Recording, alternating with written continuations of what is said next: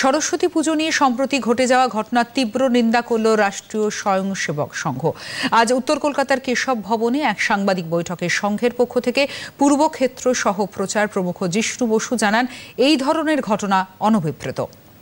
জেহাদি শক্তি পূর্ব বাংলার সঙ্গে পশ্চিম বাংলাতেও অনেক ক্ষেত্রে আমাদের ভয়ের কারণ।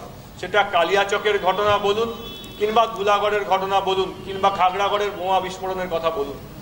এবং এই যে সীমান্তের জায়গাগুলোতে অস্থির হয়ে উঠছে এবং অনেক জায়গাতে দ্রুত তার ডেমোগ্রাফি পরিবর্তিত হচ্ছে, জনসংখ্যার বিন্যাস পরিবর্তিত হচ্ছে, এটা পশ্চিম বাংলায় হচ্ছে। রাজনৈতিকভাবে যদি এটার কেউ পৃষ্ঠপোষকতা করেন তারা ভুল করছেন। যখন পূর্ব বাংলার মানুষ ওখানে একটা রাজনৈতিক দল থাকতে চেয়েছিলেন, তাদের দলনেতাই ওখান থেকে রাতের অন্ধকারে এখানে চলে আসতে বাধ্য হয়েছে। পশ্চিমবাংলার অবস্থা যদি এরকম একটা অবস্থার দিকে যায় যেখানে হিন্দুরা থাকতে পারবেন না, সেখানে এখানকার রাজনৈতিক দল যারা এদেরকে সহযোগিতা করছেন জেহাদি শক্তিকে, তারাও রাতের অন্ধকারে অন্য কোনো জায়গায় হয়তো গুজরাটে চলে যাবেন, কিংবা উত্তরপ্রদেশে চলে যাবেন, কিংবা দেশের বাইরে চলে যাওয়ার মতো তাদের অবস্থা থাকলে তারা চলে যাবেন।